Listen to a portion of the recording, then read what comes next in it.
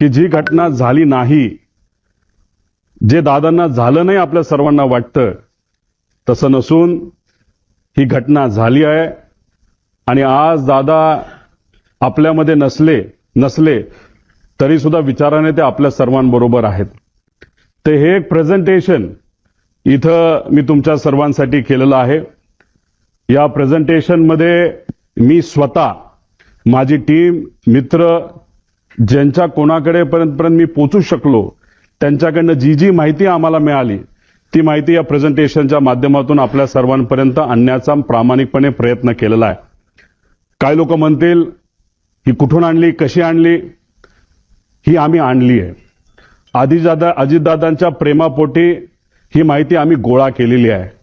मी सरकारमध्ये नाही, आम्ही सरकारमध्ये नसलो तरी जे काही जमलं, कारण की शेवटी दादा असतील, साहेब असतील, आम्हा सर्वांना आदल्या दिवशी 27 जानेवारीला रोजच्या वेळेपत्रानुसार दादा संध्याकाळी, म्हणजे जेव्हा कॅबिनेटच्या बैठका झाल्या, दादा म्हणाले होते अधिकाऱ्यांना की 4-5 तास मी माझी कामं करेल. काही अधिकारी मला, माझ्या पार्टीतले काही अधिकारी भेटणार आहे आणि काही नेते भेटणार आहेत आणि काही कर्मचारी भेटणार आहेत, त्यांच्याशी मी चर्चा करेल आणि मग मी मुंबईला जाईल, असा दादांचा त्याच्यामध्ये त्या ठिकाणी अंदाज होता. ताफा सुद्धा लागला होता.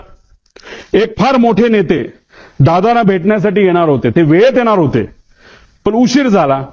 ते उशिरा आल्यामुळे आणि चर्चा उशीरपर्यंत सुरू राहिल्यामुळे दादांचा वेळ त्याच्यामध्ये गेला आणि 5-5:30ला जे दादा गाडीने जाणार होते ते गाडीने जाऊ शकले नाही. त्यांना पर्याय राहिला नाही, त्यांना विमान बुक करावं लागलं आणि म्हणून 7:13 म्हणजे संध्याकाळी दुसऱ्या दिवशीचं विमान हे आदल्या दिवशी म्हणजे 27 तारखेला तिथं बुक झालेलं आपण बघितलं. पूर्व विदर्भातील आता दुसरं स्टॉल वॉर्निंग सिस्टम, म्हणजे याच्यामध्ये एखादं विमान स्टॉल होण्यापूर्वी आपल्याला एक अंदाज येतो, काही ती गडबड त्याच्यामध्ये होते. हे विमान स्मार्ट विमान असतं आणि ह्याच्यातली ही जी काय स्टॉल वॉर्निंग सिस्टम आहे, आमचा प्रॉपर इंटेल आहे. आमचं काही लोकांशी तिथं बोलणं झालंय, फक्त त्यांनी सांगितलं आमचं कृपा करून तुम्ही नाव नका सांगू, आमच्या नोकऱ्या तिथं जातील. त्यांची चर्चा अशी, जे विमान अजित काकांना घेऊन तिथं ते ऍक्सिडेंट झालं त्याच्यामध्ये ही जी स्टॉल वॉर्निंग सिस्टम ती बंद होती. ती बंद असल्यामुळे काही गोष्टी आपल्याला आधीच कळल्या नाही आणि त्यामुळे ती घटना त्या ठिकाणी घडली असावी असं काही तज्ज्ञांचं तिथं मत आहे. आणि हेवी बेस मेंटेनन्स केलं कुणी, ह्याच्यासाठी आम्ही हे पुरावे त्या ठिकाणी मागतोय. आता हा प्रश्न आहे, घातपात आहे का? मला सुद्धा शंका आहे की कदाचित हे घातपात असू शकतं. का? तर हे पुढच्या काही स्लाइड्स मध्ये मी आपल्या सर्वांना सांगतो.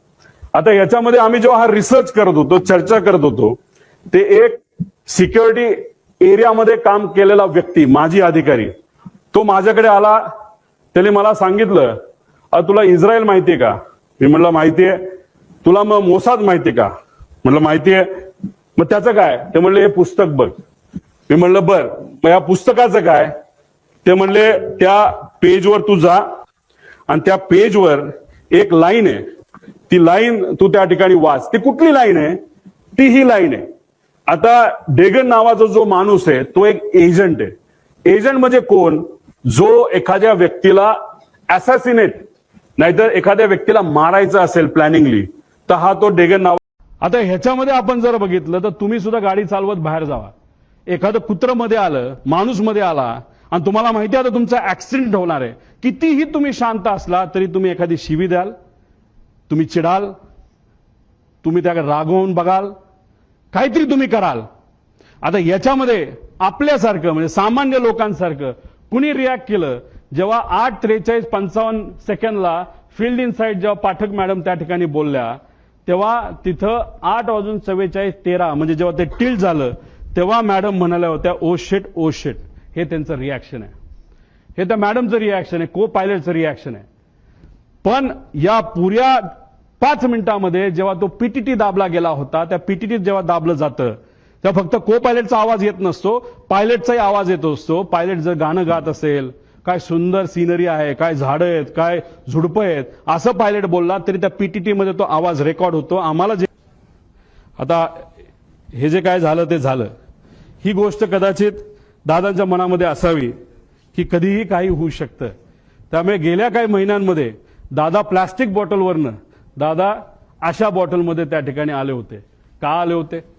कशामुळे आले होते, ह्याच्यात काय करू शकता येत नाही.